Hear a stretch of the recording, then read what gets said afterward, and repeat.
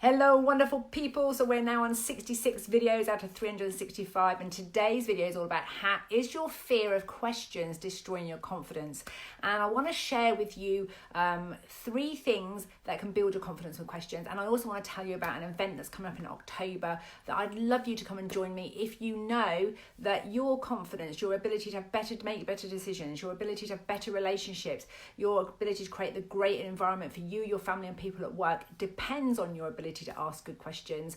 Then I want to be able to tell you about the event at the end of today. So I'm trying my glasses, it's not working. Take those off.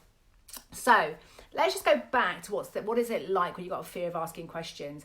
For me personally, what I discovered is that when I was wanting to motivate people to lose weight, when I wanted to motivate people as managers, etc., I was good at talking to people, and usually if you're not getting the response you want from talking, then it's time to stop talking and start listening and ask questions. However, when I started asking questions of people would start having these horrible reactions and they start going, oh, don't ask me those stupid questions. Oh, you and those questions again. And because I am a coach for a living, generally people will go, oh, you're doing your coaching thing. But what I've observed in watching people in everyday conversations is this happens to everybody. So I thought the answer was you talk with high motivation, you inspire people. I hope that's what happens with my videos. I say something that lands and it makes a difference. But if somebody hears what I say and they go, yeah, that makes sense. Intellectually, I know that works. But there's a gap between them hearing it and actioning it. What I found is I have to ask questions to help bring them across and bridge the gap between what they've heard and what they believe to build their confidence in it. But you can't do that if they're not comfortable being asked questions. So the book I'm writing now is about the process. So I found myself having to chat with purpose, be quite gentle with where I was asking questions. And then I had to say to them that, I had to introduce the reason why I was asking the questions, what my intention was. And the main thing that's different about the questions I asked to what most people experience is I'm asking questions that I know that you know the answer to. I know that you have the resources within you. And I'm not asking you questions I know the answers. I'm not asking you questions to try and make you see something. Now, if you think about all the stories you've ever been told about questions, most of the time when we're younger at home and when we're at school, generally we get taught something and then we get asked a question to see if we understand what we're being told. So our experience of questions is around actually being tested if we've heard and understood what's been said or what's been told. Very few of us, I believe, get asked questions by our parents or our teachers that encourage us to trust our own thinking, to trust our own thoughts. And so the number one reason why we struggle with questions is because we have it associated with a test and there's a right or wrong. So I just want you to think about this. If you are asking questions of people, if you believe there's a right or wrong answer, there's a good chance when you ask a question, when they don't say what you wanted to hear or what you're expecting to hear, you will have an adverse reaction. If you ask questions on the basis that there is no right or wrong answer, there's just this person's experience in this moment, then they have the freedom to be truly the whole of themselves without having to edit it and try and get the words right. Equally, when you're answering questions, if you know there's no wrong answer, there's just information for you right now. But all of that comes down to 3 things, and I want to talk about that today. Number 1, we all have to be better at managing our critic. That inner dialogue that goes, oh, that's not right, that's not the way it is. And if you haven't read the book, Manage Your Critic from Overwhelm to Clarity in 7 steps, I talk about intention, number 6. It's number 5, intention, step 5. And we talk about the mammalian brain and the drama triangle.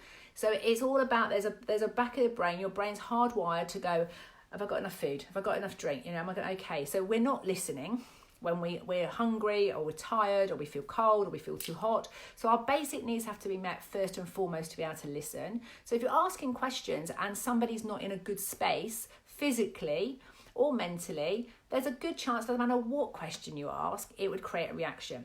So one of the things to think about is finding out if this is a good time to ask some questions. Ask permission to ask questions. And be aware that if other people ask you questions and they haven't asked you if it's a good time, be okay with a standard answer. It's like, actually, that's not a good time for me to have that conversation right now. Can we arrange to talk about that later? Because I was told off for years for talking too much. And what I learned when I paid attention to patterns, the people who complained about me talking too much also never asked me lots of questions, and I would just answer. And then I'd ask them a question and they'd answer in one word, and it would go quiet, and I'm quite happy with the quiet. And then they'd fill the quiet with a question and I would answer, and I'd fill the space up. And then because I didn't want them complaining that I talked too much, I just learned to say, actually, I don't want to answer that right now. Can you tell me a little bit more about whatever? Because without them realising it, this sort of deflection thing was going on, and it wasn't working for both of us. So all of that comes from the either your reptilian brain that wants to know that you're safe, and so you're not really thinking and you're reacting, or the mammalian brain that has a whole load of rules. So if you take one thing from this video, if we all scrubbed, there's a right and a wrong answer. If you want to understand somebody, if you want to support them, if you want to motivate them, if you want to bridge the gap between what you want them to do and what they've heard, you have to stop judging, and you have to stop making assumptions, and you have to stop thinking there's a right or wrong. There is just what they've heard. So you've said this, and you ask a question like, so what do you know now, and what difference does knowing that make? And you get clarity of what they've heard, and then you have to be fascinated by the fact that you said this and they heard that. If you don't manage all that criticism, all that dialogue, firstly, you're not listening, and they won't get comfortable answering your questions because they're going to feel judged. They're going to go into drama. So that's number one. Number two, you have to manage your emotional buttons. Sometimes our past experiences mean that before we've even asked the question, we're anticipating disappointment, shame, or whatever else emotional response we may have had in the past. So if you've got some stuff hanging over from childhood, from school, where you never spoke enough, or you spoke too much, or you didn't answer the question concisely enough, or you didn't answer the question detailed enough, whatever happens, or when you've answered with your truth, you're honest, and it's upset and caused someone to be angry with you, or it's put them into tears, you are going to have emotional triggers within you that are just automatic, or they feel like it. But I promise you, through the world of clean language and metaphors, you can start to understand what those triggers are. You can start to understand what the patterns are, and you can start to disconnect them. So if you find yourself irrationally responding to a question, or feeling really irrational about the thought of asking a question, you feel yourself like your stomach's going and your heart's going, and you're like, just the thought of asking a question makes you feel sick, there's a really good chance that somewhere in your memory there's an emotional reaction that you've got from that experience before. And until you unpack those and start to understand it. And so for me personally, what I've discovered, and this is not a judgment of my dad, I love him dearly, but what I've discovered is my parents didn't really ask me questions, mainly my dad, and even now he's 70 something, I will spend a day with him and he will not ask a question. So I simply was not in an environment where I was asked questions about what I thought. And I know predominantly it's because they didn't want to ask questions because they couldn't handle if I cried or I sulked or I was upset. And so they would just make statements. And so I just wasn't taught how to have a conversation or a debate. And I wasn't taught how to have a difference of opinion. And I definitely wasn't given a space to actually listen to what I thought and make an informed decision whether what I wanted and what worked for me. So one of the things when you manage your emotional buttons is that you start to get to know yourself better, and you know what your triggers are. So if you find yourself feeling like that, try and ask yourself questions like, where is that emotion? Does the emotion have a shape or size? And if you can name it, that's great. If you can locate it, brilliant. But any attributes about it, is it fuzzy? Does it hard? Is it, pointed? Is it whatever it is? But find out a bit more about that emotion. And then even ask that emotion what it'd like to have happen. And in my experience, most of the time, it has come from a place where it just wants to know that you're safe. Now, I can work with clients one-to-one, and we can manage the critic and manage the emotional buttons. But number three, the third way of actually getting so you eradicate your fear of failure when it comes to questioning is actually practicing it.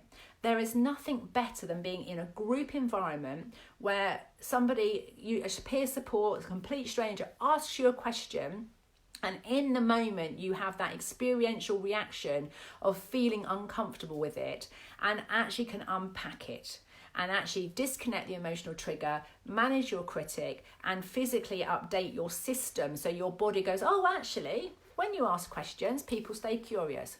When you ask questions, your frustration turns into fascination.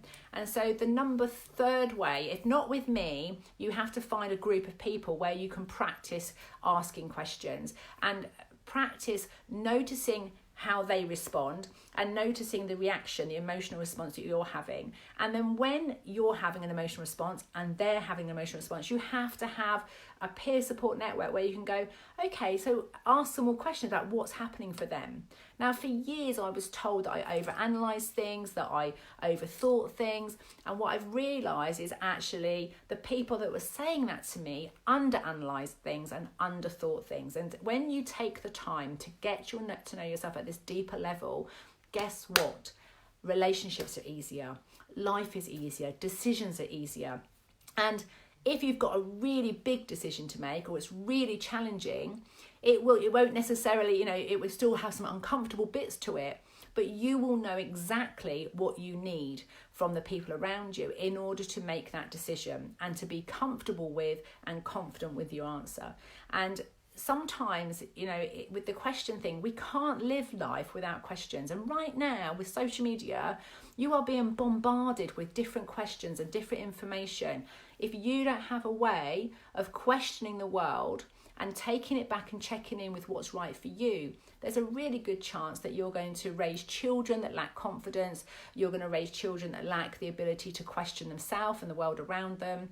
And we all end up in a bind. You're going to have staff in your team where you have an emotional reaction. They don't tell you what they're really thinking now because they don't want that response next time. And so everybody stops speaking. Everybody stops feeling safe to be the true version of themselves. And so I want to leave you with that thought. 3 things that could improve and take away your fear of questions. 1, manage your critic. Be aware of that talk. What are the rules that you're telling yourself? And just, do those rules really serve you? Ask friends if they have the same rules. I guarantee they're probably not playing by the same rules you are, and that'll be where some of the conflict comes in. Number 2, emotional buttons. Sometimes past experience of asking a question or answering a question that didn't go down well, maybe somebody got cross or angry, it leaves you with this emotional imprint. And even though logically you don't want to respond that way, you'll have this emotional response. The good news is with the metaphor, you can change that and you can change it quickly. And 3rd, the best way to get over it is practice it. Keep on practicing. So if you haven't done before, please join our Manage Your Critic group, where we are there to ask questions, and we're a non-judgmental community of listeners. But lastly, if this point you know that you want to be better at asking questions, you want to be better at being asked questions, you want to eradicate that critic, you want to manage it to the point where you can just listen to the critic without judgment, you want to be able to manage those emotional buttons without being frustrated with yourself and other people, then please don't miss Motivate, Manage or Mentor, which is our 3-day retreat, which is the 25th, 26th and 27th of October. The link is above. It's a 3-day retreat, and we have follow-up coaching for 3 months afterwards. So you come and do some immersion learning. It's a small group of 6 here at my home. We really get down to all those emotional triggers. If you know you're sensitive to feedback, if you know you don't listen to praise and you don't allow yourself to take it on board, and you don't ask questions to really embrace and embed praise, but you do take on loads of criticism and you embed that really well, this is the course for you. If you're a working mum or a working dad and you know that your ability to ask questions is going to make a difference to your children, this is going to improve your communication at work and at home, but mostly in communication with yourself, so you can totally live with clarity and confidence. I know it's a big investment, but I want you to be aware that we then work with you for 3 months to make sure you can practically apply it in your own environment. And I want you to know that if you're not sure about it, please just message me, comment below, let's have a call on the phone, because maybe you don't need the course, maybe you just need to manage your critic, and the minute you're managing the critic, you'll be able to listen and ask questions, it'll be fine. Maybe you don't need to manage your critic, maybe you've just got one particular button that's a bit sensitive and you need to disconnect that button, and you'll be off asking questions and being asked questions. So if you're not sure, any doubt about it, please book a call with me and let's talk. But either way, if you know that the fear of questions is stopping you from having the best relationships ever and living the best life ever, please get in touch. Happy What's Working Wednesdays. Speak to you soon.